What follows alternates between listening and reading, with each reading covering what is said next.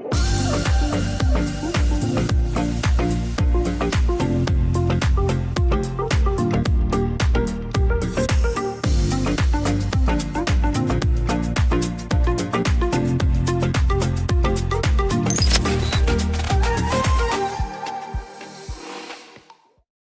hello everyone. We have here with us an esteemed guest from Harvard Business School, John Deighton. And today we will be talking about the platform economy and everything that's surrounding it. So welcome, John.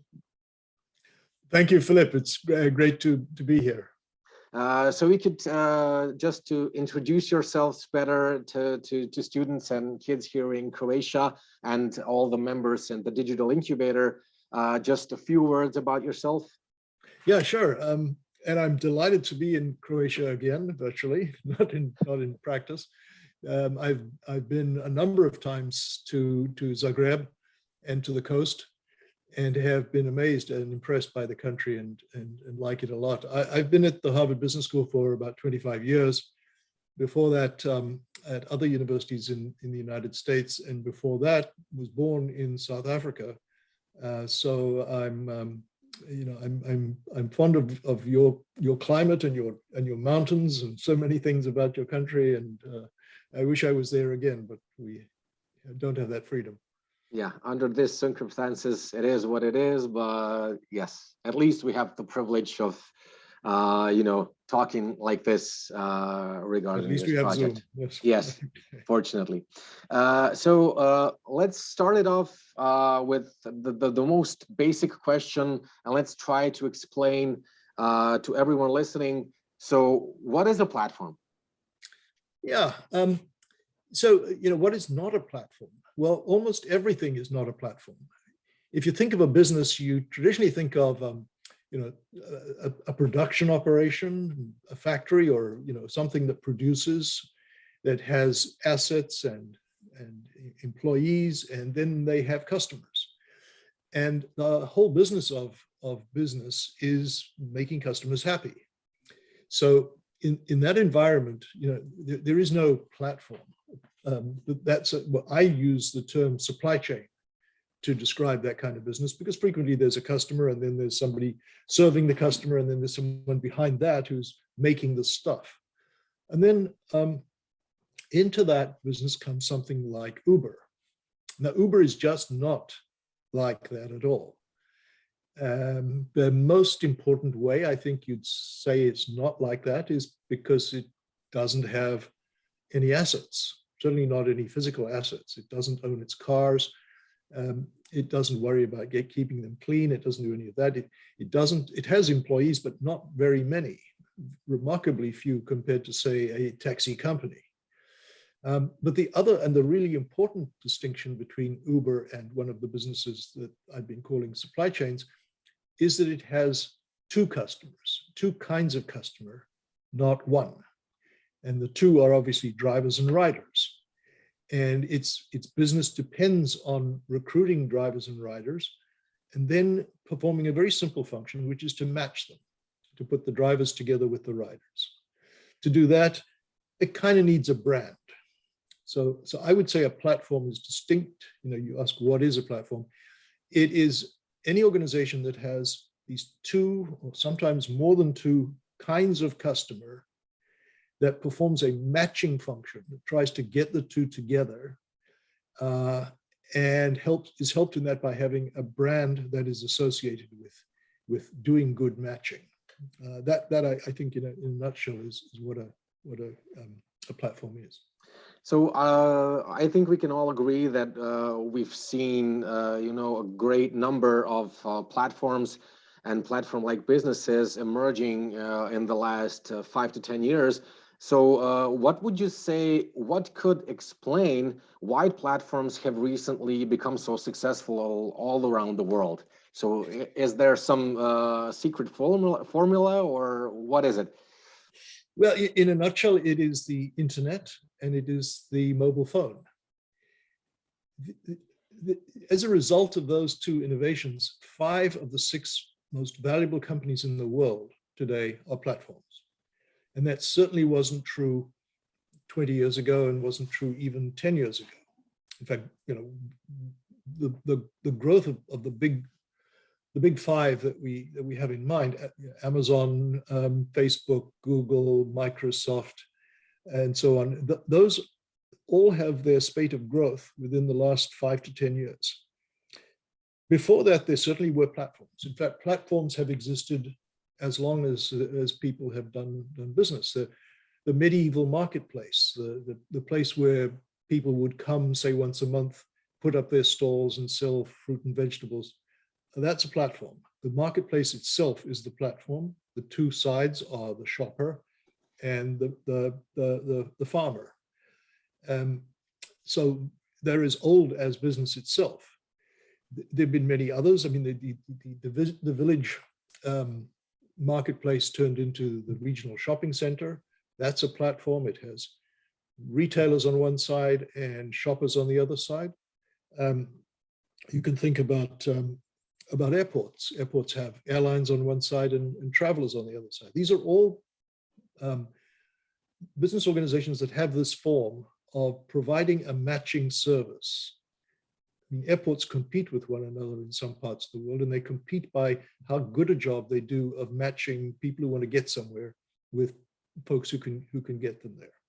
So in a nutshell, the reason why we had them for centuries and then suddenly, just really within our memory, they became 5 of the 6 most valuable companies in the world, is because we could move data around on the internet, and we could get access to people with the little computers they keep in their pockets. A lot of people, a lot of folks want to start their, their business, their innovation project, even through the digital incubator.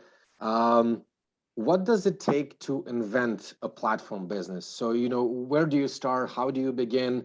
What would they need in order to, invent something or create the new emerging platform? Yeah, we can get to this later, but I want to be cautious about the idea that it's, that this is some, radically new business model that just anybody can start and it's going to end up like Google. That's not the case. But that isn't to say that there aren't new platform businesses being formed all the time. So the essential ingredient that I like to think about is friction. Something in the old world is not pleasing the customers or the suppliers. So nobody really liked, I think this is true in Croatia as much as anywhere, no one really liked taxis.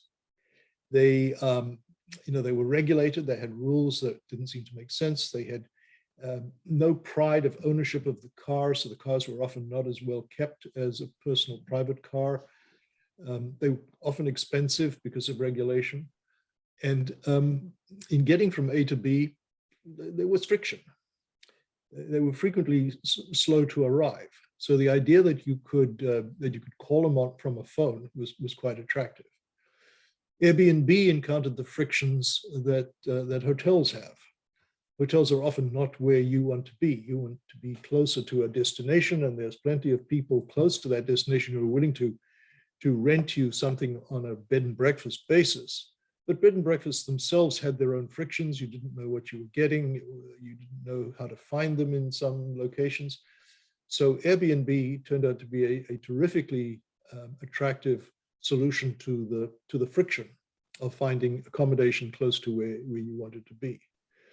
Microsoft is a platform because of the ease with which the platform could support essentially the Microsoft Office suite, which overcame many frictions of integration among the component software that was always available from other places.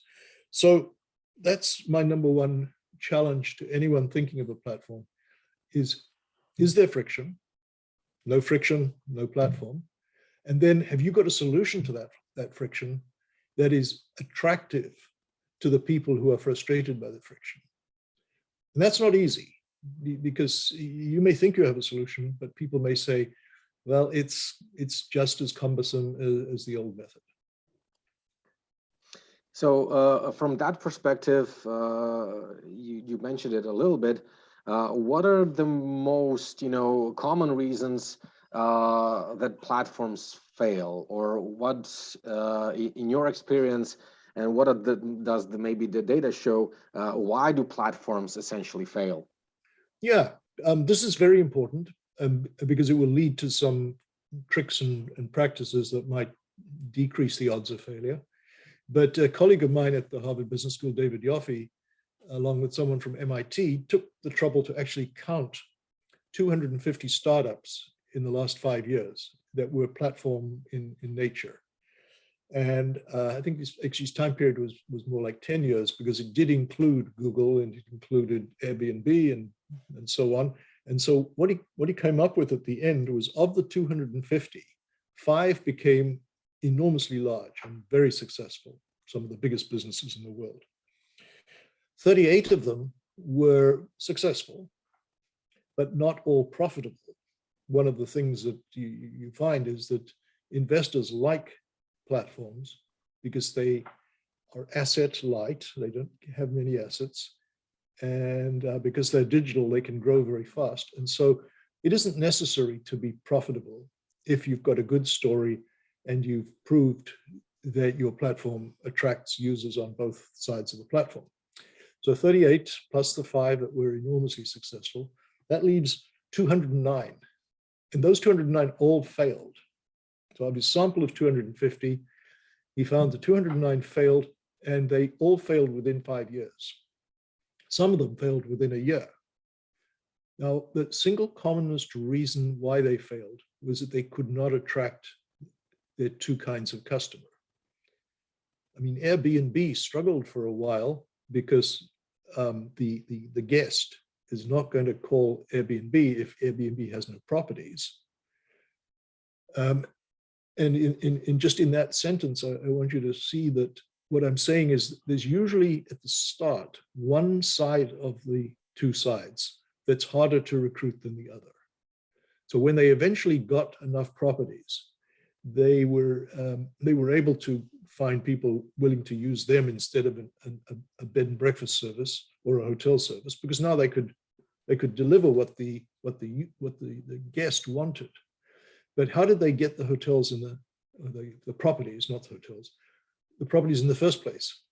Well, they had to do some extraordinary things. One of them, which is described in an article on the subject, was to hack other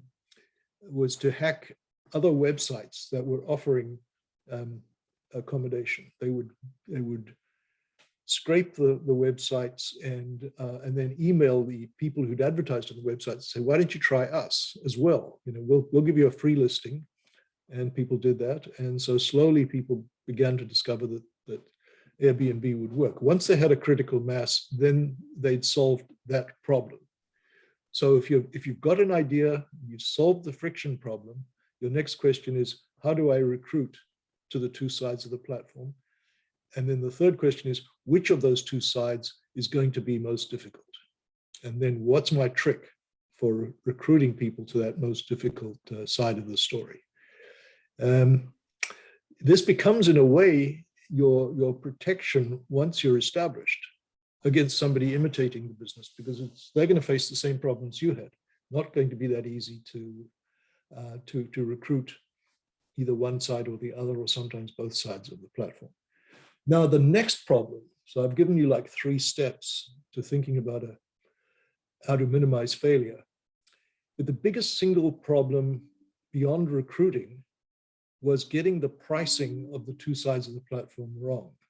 Many businesses failed because they didn't see that pricing a platform is a subtle business and has to be done carefully. So your where are we up to? 4. Your 4th decision is, how do I price each side? And sometimes the answer for one side is free. You may not think of it this way, but a nightclub is a platform. It's a platform that does the matching service of matching young men and young women. So which is the side that's hardest to recruit? Clearly women. What's the right price for women? Free. So it's quite common to find nightclubs that will give, free drinks to women and make men pay for the drinks. Well, that's an example of pricing one side of the platform at the level that maximally attracts the people who are needed on that side of the platform. So getting that right. Free is not a great solution. It's more of a desperation move, but sometimes it's necessary, particularly at the beginning. A magazine or a newspaper, those are both platforms in the sense that they have advertisers and they have readers. Sometimes you have to give away the magazine or the newspaper. In other words, price it free to the reader so that you can price it higher for the advertiser.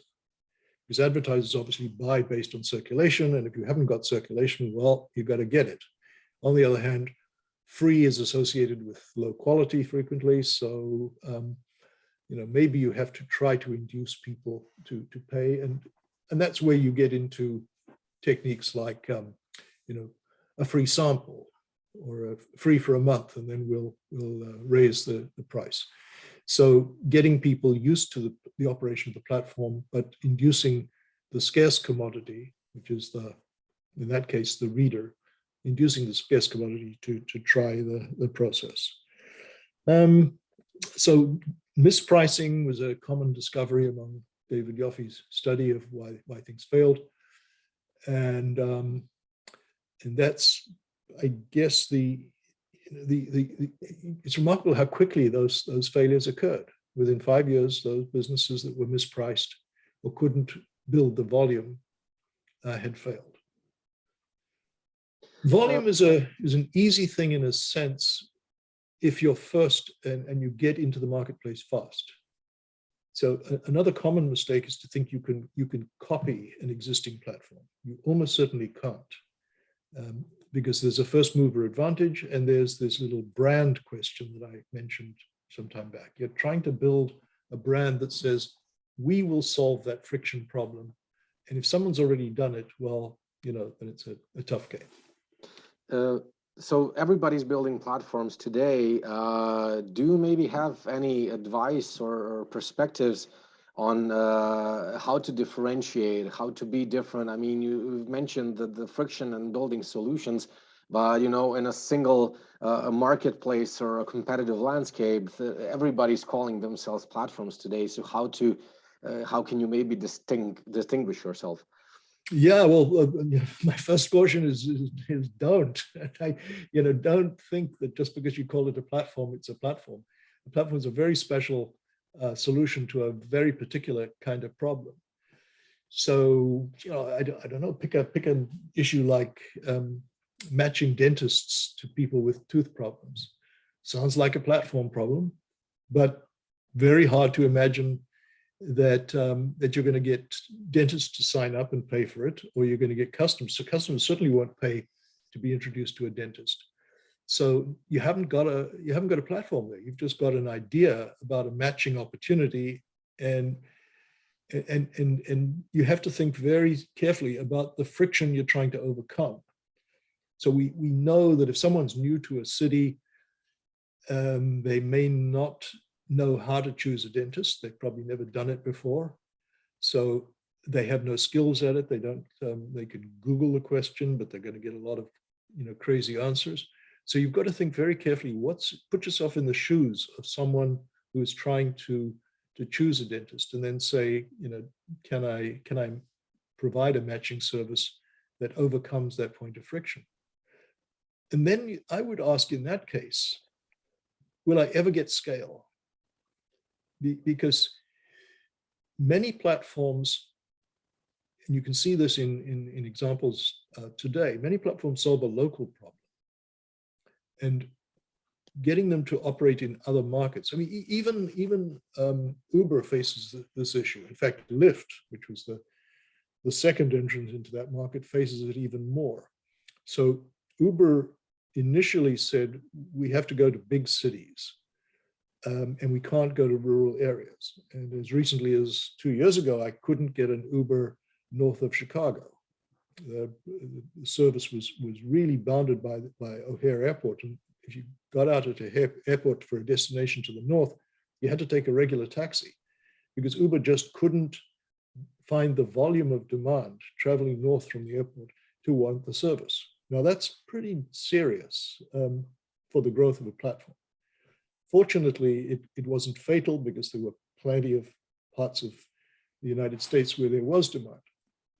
But what I'm saying is, don't fall into the trap of thinking, well, this is a platform idea. I find local interest in it. Ask yourself, will it scale? Can I take it to other markets? And how do I do that? Now that's, think in your mind the difference between Uber and Airbnb. In Uber, all the drivers and all the passengers, by and large, except at airports, are in the same city. So there's a local market. That's a problem because I may like the service, but the brand doesn't spread to other centers. Contrast that with Airbnb, which is exactly the opposite. All of the properties and all of the guests come from different places. That means the guest is going to spread the word about the service. So people will go to new destinations carrying the brand with them. So, that's maybe a subtle point about testing a platform idea, but try it out. Say, do I have something here that has a large footprint, a large geographic footprint, or is it local and will quickly exhaust its potential and not grow? I think that's the problem with the medical and dental matching services that have certainly not become giant operations. Probably matching with accountants would have the same problem. Building on top of that, customers bringing from two different, different sides of the globe or different countries. What have we learned so far about communicating and, marketing platforms to both customers? Have you learned anything? What should be the principles? You're building your market base, or how do you communicate your platform solution to customers? Are there any suggestions or principles? Yeah, I hinted at this earlier on. There's two problems. There's getting started, and then there's continuing once you've got started. The first of them is very difficult. The second one is actually not very difficult at all. Once you have a brand, particularly if it's like as we said, an Airbnb brand which operates in markets in different geographies, it will be quite quick to dominate the market. I mean, there are. I'm going to be bold here and say there are no competitors to Airbnb because it's got such attractive scale properties. Now, there are certainly people coming into the Airbnb space. I've actually just done a case on one such company, but it ends up that this company sells on the Airbnb platform. It just offers a more predictable and reliable product. So the platform has become indispensable to someone trying to do a startup in the accommodation space. So, as I said, the big problem is getting started. And I have a colleague, Talis Texera, who did a nice paper in the Harvard Business Review called "Finding the First 1,000 Customers." And it's a good question to pose. How will I get my first 1,000? He analyzed the problem for 3 companies. He did, I believe Airbnb was one of them. And in each case, he looked at how they decided which side of the platform was going to give them problems, and then how they solved those problems. And the reason I refer to the article is there wasn't a single solution. It was very, market specific.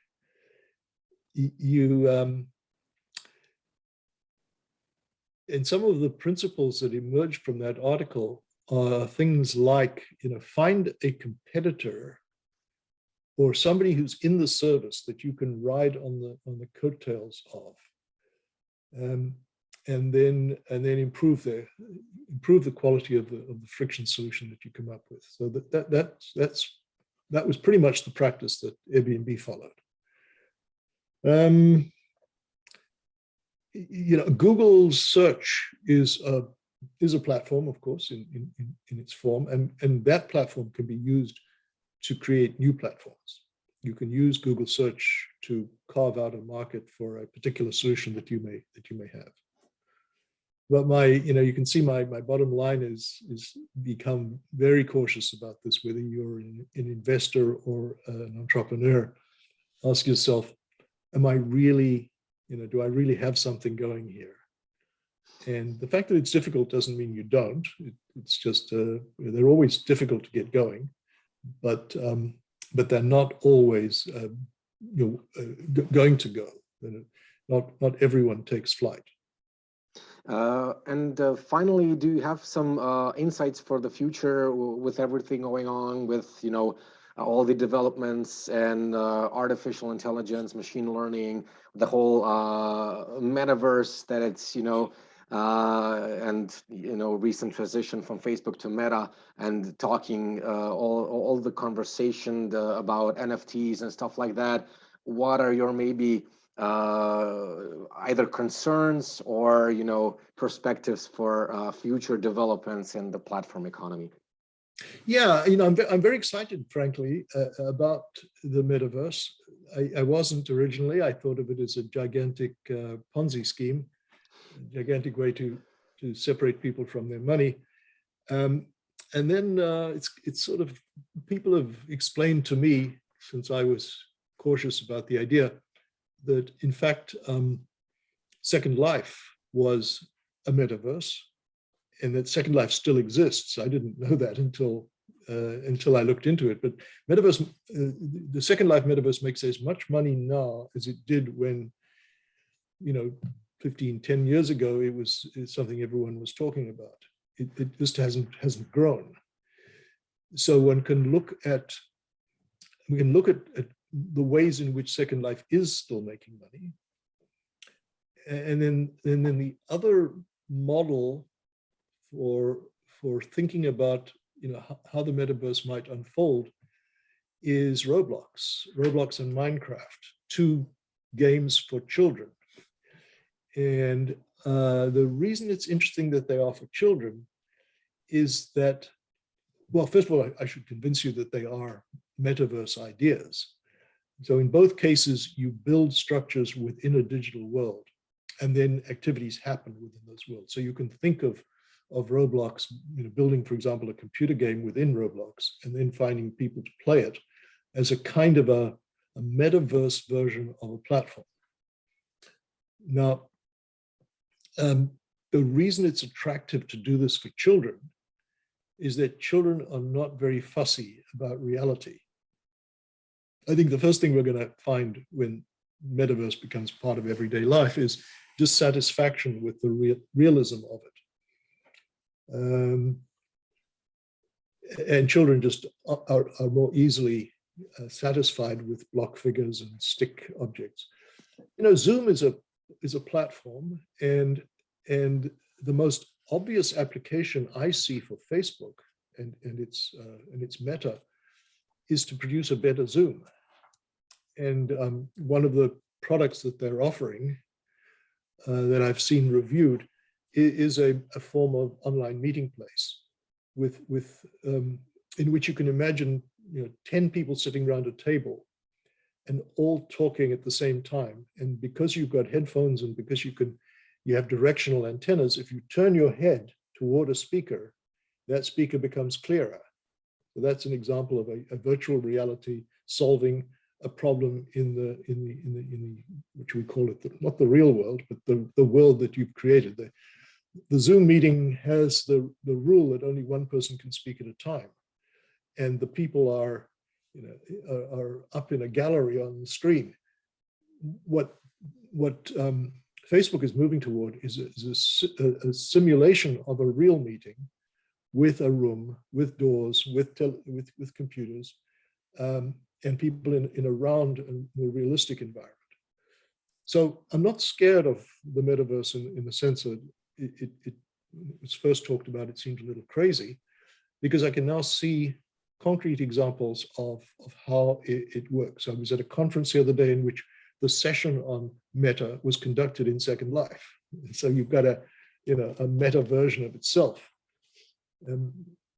I can see those things as examples of how we can build platforms to solve. The meeting room is a platform, and what I think part of what Facebook is moving toward is the idea that we'll make that meeting room a better platform, one that's closer to a real platform, so that we can hold meetings with people around the world as if they were in the same room. Okay, so we have great things ahead. Thank you, John, for your time and discussion about platform economy, and hope to see you soon in Croatia sometime. Thank you, Philippe. I hope so too. Thank you. Goodbye. Bye.